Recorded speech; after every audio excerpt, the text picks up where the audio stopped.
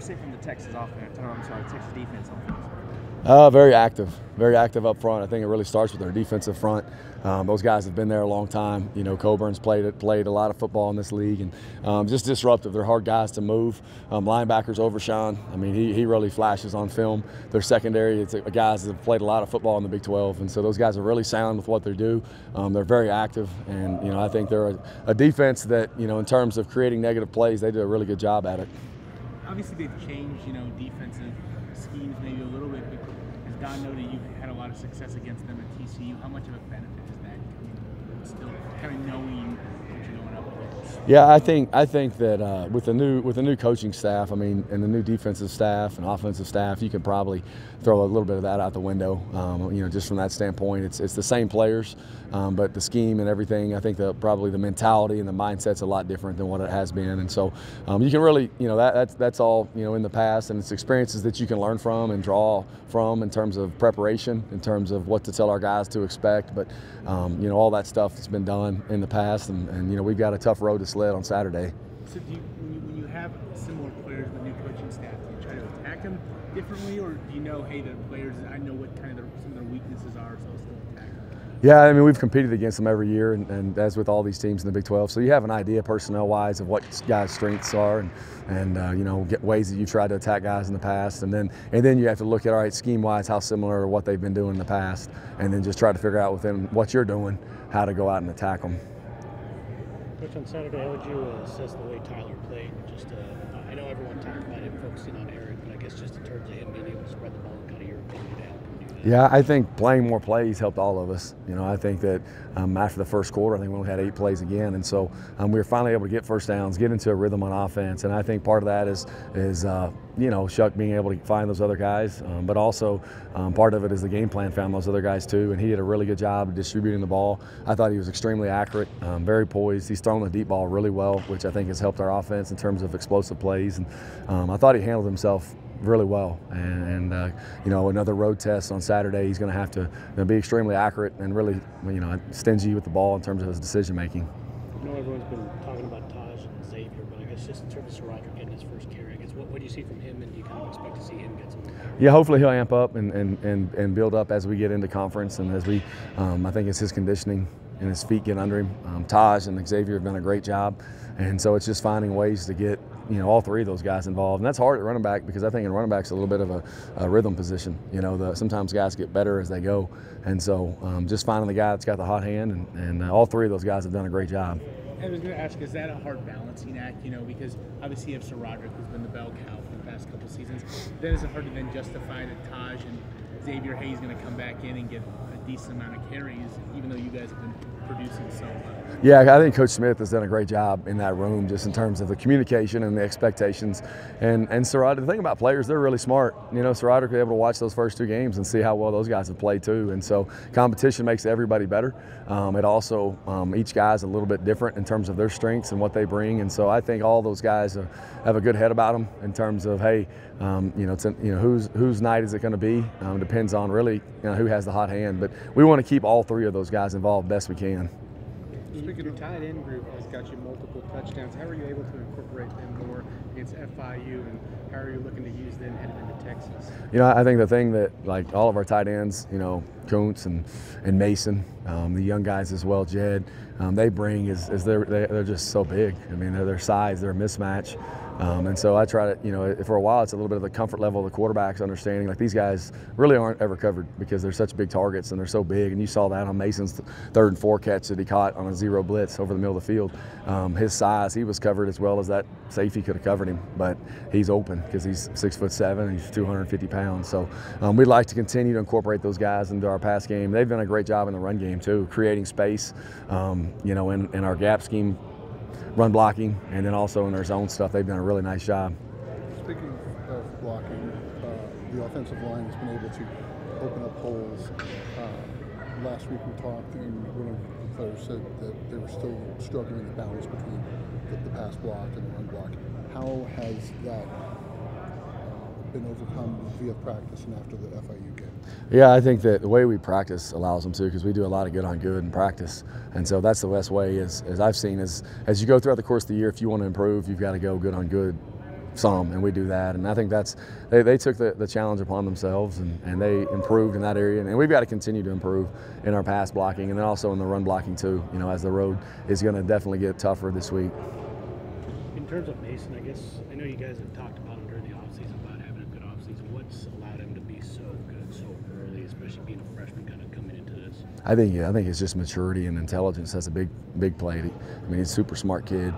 He's very mature and hasn't really gotten rattled, And I think coming in early, that helps you because physically he was able to get strength with Coach Scholes, explosiveness, and I think that extra spring and then the summer. Now, once you start fall camp, you're actually gaining. You're not just trying to learn the offense and trying to hold on and hold on to your seat of your pants. So I think that really helped him. In terms of 6'9" frame, is that something you've dealt with before in your coaching career? Or I guess, no, I haven't. Well, Joey Hawkins, yeah, I was a player when Joey Hawkins was playing here, and he was about 6'9", played basketball and big target. So, and then of course Amaro, when he was here, he wasn't quite that tall, but was a pretty big target and ran well. So, who's the best tight end in Tech history in your opinion, Don? Jace, yeah. And Jason Andre Tillman. Okay, yeah. Andre Tillman from early 70s. Yes, sir. Yeah, yep. Don't let Jace know you said that, though. I saw him. He's at the game, I think. I saw him at Exeter's funeral. Yes, sir. Yeah. Yep. The receivers. Obviously, you had a bunch of receivers make splash plays, highlights. Who played best down to down when people weren't really focusing on it? Who had, the best game Saturday night? Yeah, I would think that it was probably KG. Just snap after snap, grading out.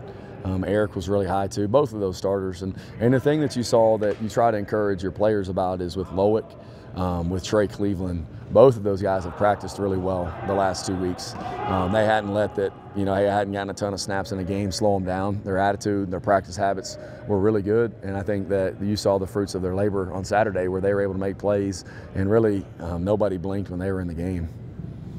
How's that different from previous games in previous years for this team, with being able to show that not getting the ball is not going to let them down? They're still going to perform.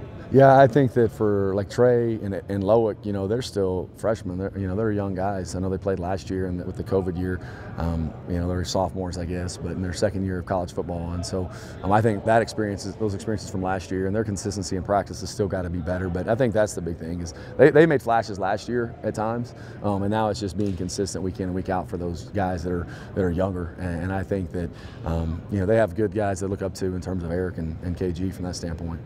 Coach, I guess with John Robinson, you've obviously seen him a couple of times. I guess what are some things that really kind of stand out about his He's tough. He's got good balance. Runs hard. He's a jump cutter.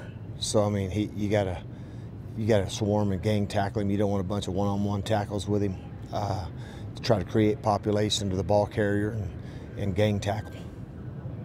Coach, just in terms of Casey Thompson, what he's been able to do, it seems like even in the Alamo Bowl game and then the game against Rice, he's been pretty efficient in terms of scoring touchdowns when he's out there. What has allowed the offense to be so efficient? Yeah, he has the ability, obviously, really both of them have the ability to extend plays, keep the ball alive, let receivers get open. He just seems to have a confidence in the game, I don't know anything else behind the scenes, but I know that when he does play, that he seems to operate with a lot of confidence in himself and his ability, and I think the other guys around him probably buy into that as well. Talking about confidence, your team, the defensive side has built up confidence. How important is confidence as you approach this first Big 12 game? I think it's, to me, it's game to game. Because you can lose your confidence in a hurry. But, I like where we are mentally. I think our guys, are more and more confident in the system. I think they're more and more confident in their ability to make plays. I think we've had five different guys have interceptions. I'm not sure. It seems like there's 5 different guys that have had interceptions and made big plays, and at certain times over the course of the first 3 games. So they're confident and looking forward to the Big 12 opener for sure. Coach, just in terms of, you talked about interceptions, and you guys have matched your interception total from last year. Is it just opportunistic being that, or is there something schematically like that, or is it just kind of chance? I mean, if you just look at, I mean, you can go back to 2010, we had 36 turnovers. If you go back to 2018, we had 33 turnovers. I mean, I just think that it's something, I believe what gets measured gets results. And, you know, last year, you can't gauge anything on last season. I mean, you just can't. There was nothing normal about that at all. You know, you just, so I don't even consider last year a season, to be honest with you. It's just, you know, sometimes they just kind of come and go in waves, you know, and but I think it's just being ball conscious more than anything. And we got some guys that are ball hawks, and man, they want to go get the ball in the air. What do you see as some of the bigger changes in the Texans offense this year under Sarkisian as opposed to last year? You know, I mean, they're a run still, play action. They're going to try to take the top off the roof with deep post routes and cross country climbs and wheels out of the backfield. I mean, they like to throw the ball down the field. They also have RPOs built into their system, but you know, they still look like Texas. I mean, you know, big, athletic, you know, good running backs, good wide receivers, and got good players. What's impressed you the most about your team's ability to stop the run so far this season? I just think that up front we're just a lot bigger and more physical. I mean, kids actually had a chance to go through off season. They actually had a chance to work out and lift in our weight room, which they didn't a year ago. They got bigger and stronger, and I think they kind of surprised people. Because when you look at us, we don't look that big, but when they start playing us, I think they're kind of shocked with how powerful we are up front. And you know, they've gotten much better, much more physical, and that's where it all begins, up front. Speaking of up front, how would you say Nelson and Manasor's played this year? What's his development been like? You know, I mean, the biggest thing I've always challenged Nelson is just becoming consistent. He kind of goes in spurts, man. You'll see him flash, you know, 3 or 4 plays in a row, and then kind of goes quiet on you. Just trying to develop consistency with him has been the biggest challenge. Just trying to just stack success and you know, continue to stack those plays one after the other, and just where it's just, you know, the way you do anything is the way you do everything. You remember when y'all first got here, he was basically gone from the program. Mm-hmm. I think Yeah. Somebody talked him back in. Yeah. Staying. I don't know. Yeah. How much that was your, how much was Matt? Mm-hmm. Yeah, he came into my office, and I had someone reach out to him. I didn't know him. I can't remember. One of the GAs had said something about him, and I said, "Hey, well, get him over here." And so he came in my office, and we sat down. We had a good talk, and I just said, "I believe everybody deserves a second chance." And I said, "You know, you left the team. I mean, you were in good standing. Just disappointed in his playing time, and he came back and bought in, and has really gotten better and bigger and stronger, and like I said, we're just trying to develop consistency in his performance."